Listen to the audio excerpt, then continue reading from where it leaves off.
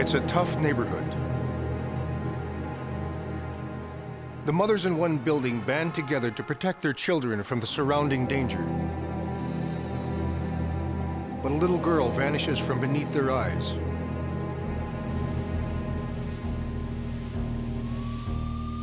How did a monstrous evil slip past their guard?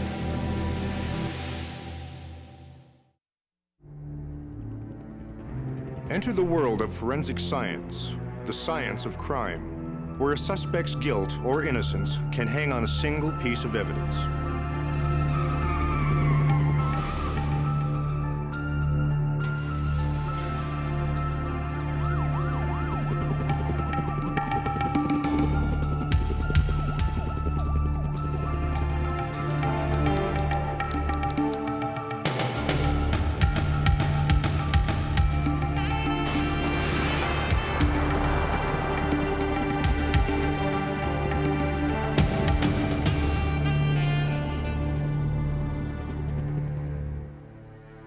In ancient times, people marked the world outside their borders with the words, "Beyond here there be monsters." They mounted guard against danger from the outside world. Inside the boundary, they kept their loved ones safe. Their greatest fear was that someday a monster would cross that border. It's a bright July evening in Toronto, 1991. Emily Hood and her playmates are protected from the rough neighborhood surrounding their apartment building.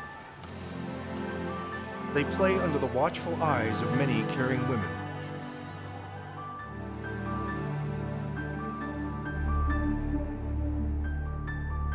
Family dinner time is almost over.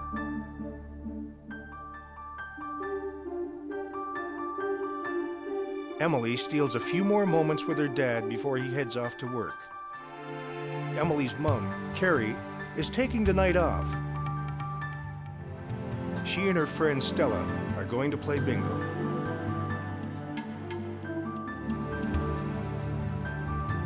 That's fine with Emily because Valerie, her favorite babysitter, is going to look after her and her little sister.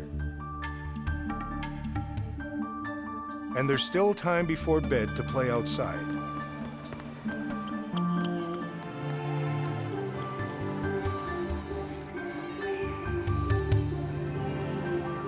Carrie knows the other mothers will keep a close eye on the kids.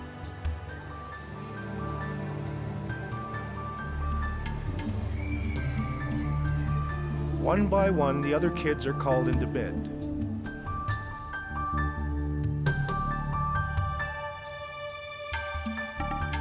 A few minutes later, the babysitter goes to fetch Emily from the playground, but she isn't there. Valerie knows Emily is chatty and likes to visit people in the building. She begins to check with the neighbors. One woman says she saw Emily heading towards the basement.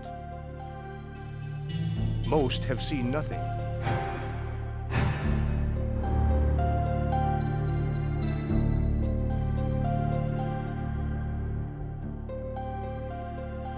Now Valerie begins to panic.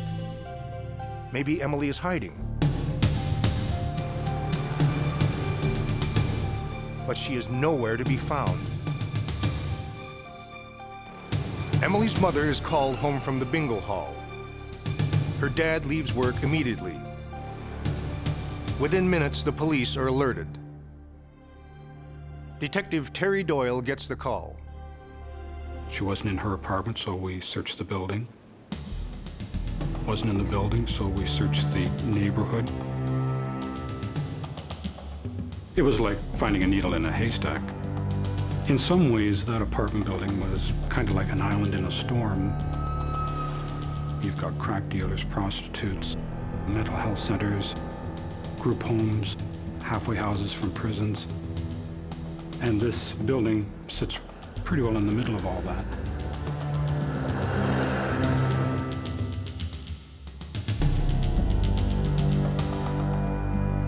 An intensive search begins throughout the neighborhood and across the country. Police collect statements from all the tenants in the building. Even Stella, her two sons, and her long-term boarder are questioned. Everyone has an alibi. Everyone is upset. Police check out the report that Emily went to the basement. There was a stranger down there who saw Emily that evening. But he had no time for the little girl. He was just hanging out with his friend, the building superintendent. Police receive hundreds of calls. One lead is promising.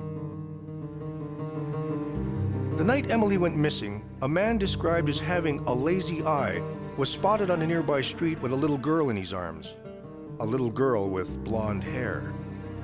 A nationwide search begins for the man with the lazy eye.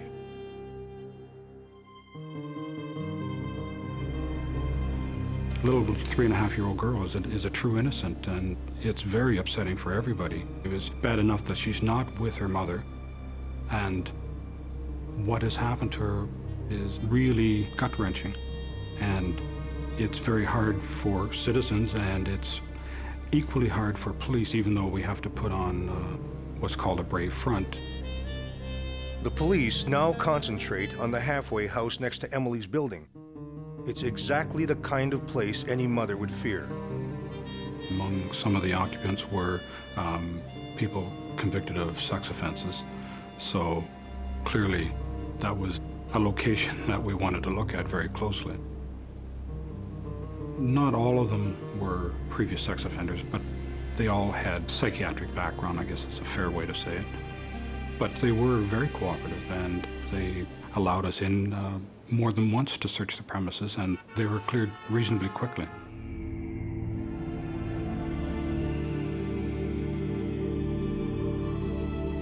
A week has passed and police have no suspects. It's hard to keep spirits up. Her friends try to give Carrie comfort and hope.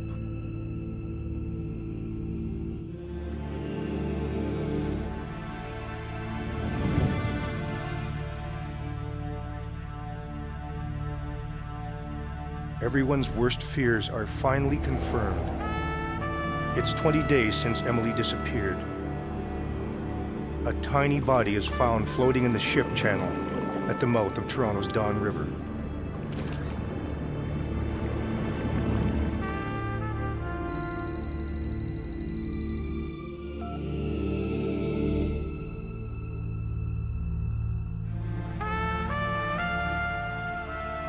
The reality of Emily's death is a crushing blow.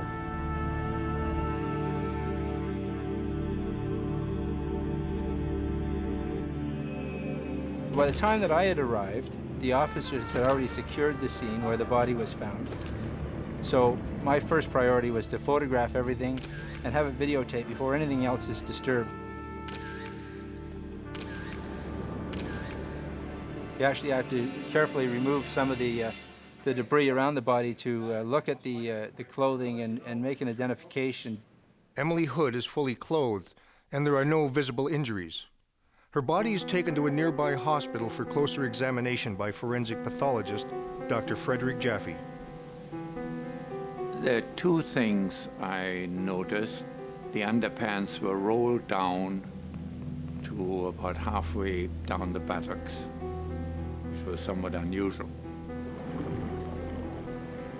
Once we examined the interior organs, we did find a tear in the vagina. There was very slight blood staining of the underwear, suggesting that this tear at one time bled. We do know that she died shortly after her last meal. After death, the stomach does not empty. Nothing passes from the stomach into the intestine. The final pathology report states suffocation as the most likely cause of death. Emily's disappearance is now a murder investigation. A monster has crossed the border. Who could have snatched the little girl from under the vigilant protection of so many people?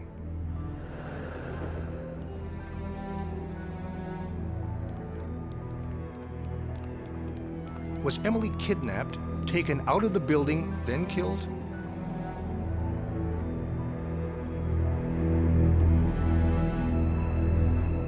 How did she end up floating in the ship channel? We did receive information about a man who had been recently released from jail for 2 counts of sexual assault on young girls, who lived in the area and also had a boat in the area of where the body was found. Investigators focus serious attention on this new lead. The investigation is now 2 months old. Police are looking at every possibility to break the case. The pedophile looks promising. That individual was looked at very closely for 2 or 3 weeks until we were able to account for his actions throughout the period.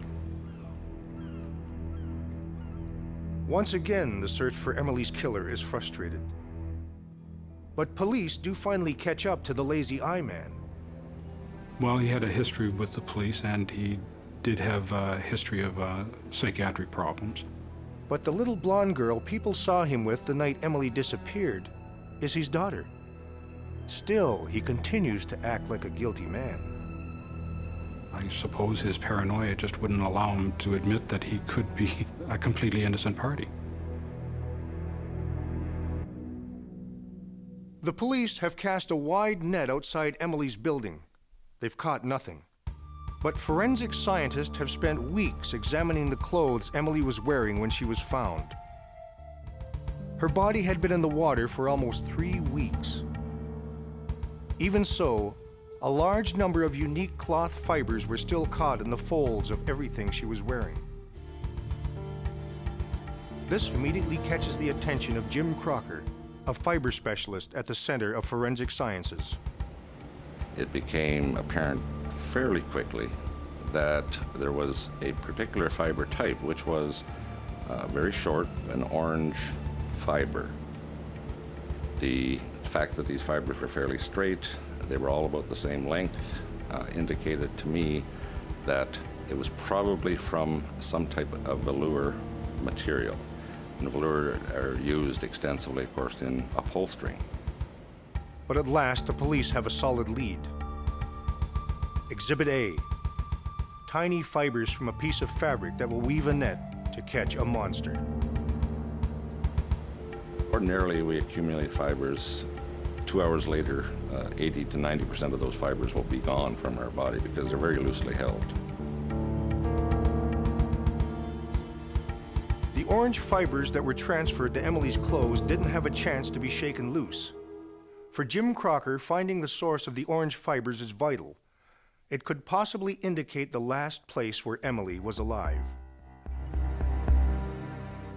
Police refocused their attention on the apartment building, looking for a piece of furniture covered with orange velour.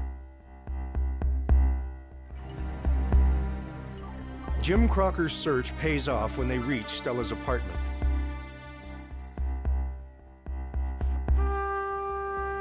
When we entered the living room, there was a sofa and a hassock that were precisely what I would expect these fibers to be from. Is exactly what we're looking for. But certainly that would indicate to me that at the time of death, or very close to the time of death, that would be the environment where the body would be.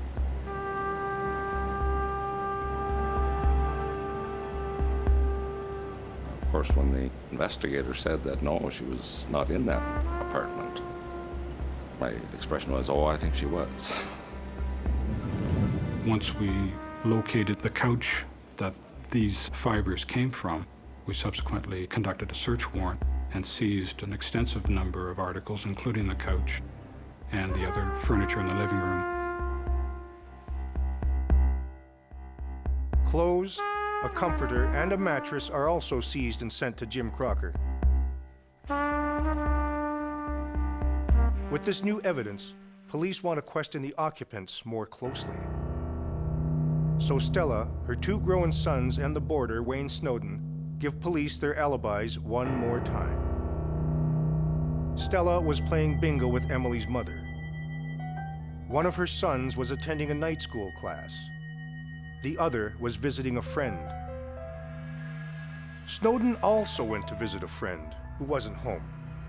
He came back to find the search already on for Emily. Stella swore Emily had not been in her apartment that day. So how could Emily's clothes have so many fibers from Stella's apartment? Every time she left her own apartment to go to the deceased's apartment, she would carry with her some of these orange fibers. They were literally spread throughout that apartment. There's also another type of fiber on Emily's clothes. Its origin is a mystery until Jim Crocker looks at the comforter from Wayne Snowden's room. I found that there was a comforter there that was composed of purple, burgundy, and black. It was a geometric pattern. All of these types were ultimately found present on the clothing of the deceased. The orange couch fibers were found in every room in Stella's apartment, but fibers from the comforter were only found in one place, Wayne Snowden's bedroom. What kind of a man was Stella's boarder? He very rarely ever came out. If he did, it was to go to this one friend's home and spend the evening there, and then he would come back home again. To a great degree, he was a person without a personality. He was just somebody that was immediately forgettable. He'd lived in Stella's apartment for 3 years. He never caused a problem. Still, all the evidence is pointing to his bedroom as the place of death. But suddenly, it's not so simple. Snowden had recently thrown out his mattress. It would be covered with fibers from the orange couch and his own comforter.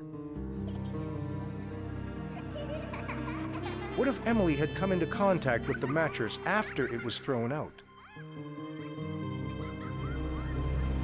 That might explain how the fibers were distributed within the clothing.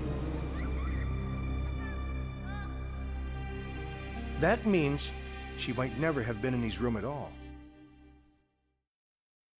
Investigators still can't be certain Emily was in Snowden's bedroom until they find out what happened to his mattress. Furthermore, tests for semen or blood on the clothes seized from Snowden's room come back negative. It's another blow for police. But Wayne Snowden's alibi isn't holding up well under scrutiny. Detectives question the friend whom Snowden said wasn't home when he came to visit. The man tells police he was in the whole evening. Now Jim Crocker gets the answer he needs. The discarded mattress was actually tossed into the alley beside the building. Emily would have had no way of playing on it. The gate to the alley is always locked. The comforter fibers on Emily's clothes could only have come from Snowden's bedroom. The investigation has been underway for several months. Now, Keith Kelder, a blood specialist at the biology lab, has the chance to perform a new and more sophisticated test on a pair of Snowden's cut-off jeans. We found a number of washed bloodstains in the front and on the back, primarily in the front.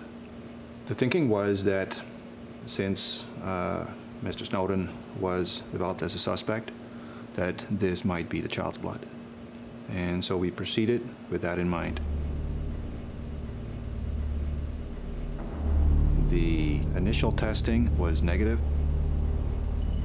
but I took it a step further by cutting out a tiny little fraction of the staining for each one of these and tested it directly for blood, which we do, and what might be washed blood stains, which I suspected in this case, and it came up positive.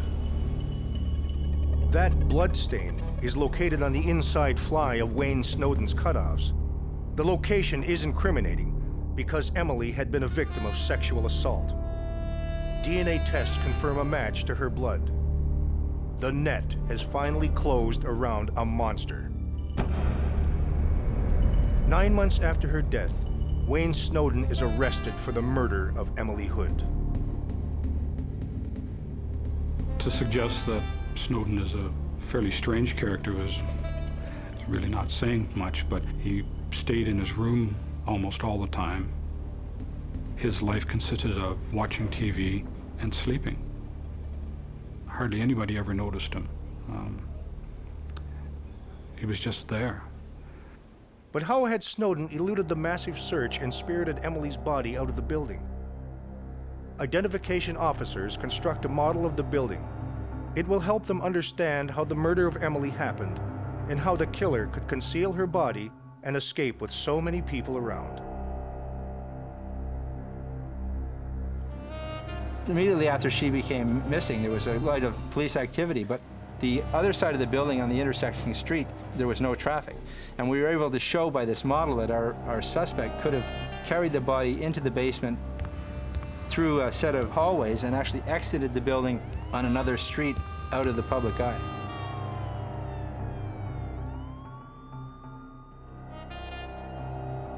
It was now Carrie's turn to comfort Stella, who couldn't believe that all this time she had been innocently sheltering Emily's killer.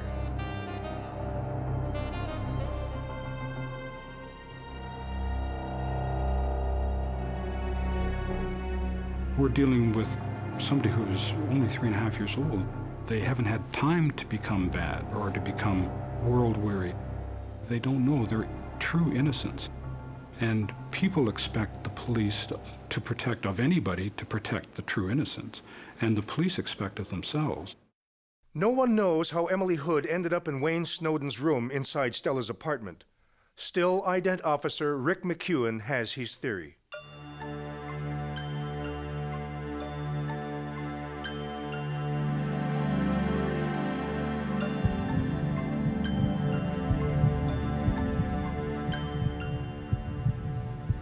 The puppet was found in our suspect's room. When we found this puppet, we all realized, having children of our own, how susceptible children are to somebody playing with a puppet. So it was just another plausible way on how our victim could have been lured into this apartment.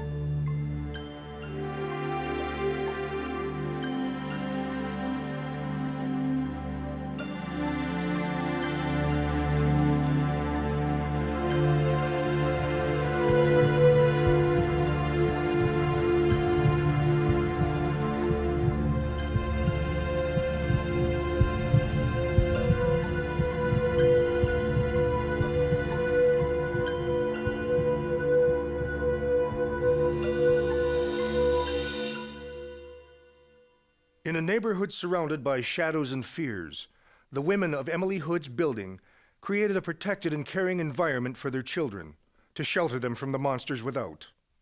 They never suspected there was one living in their midst. The stories on Exhibit A are based on true cases. The forensic scientists and investigators are the actual individuals who worked on each case. The names of the victims are fictitious. The names of the guilty are real.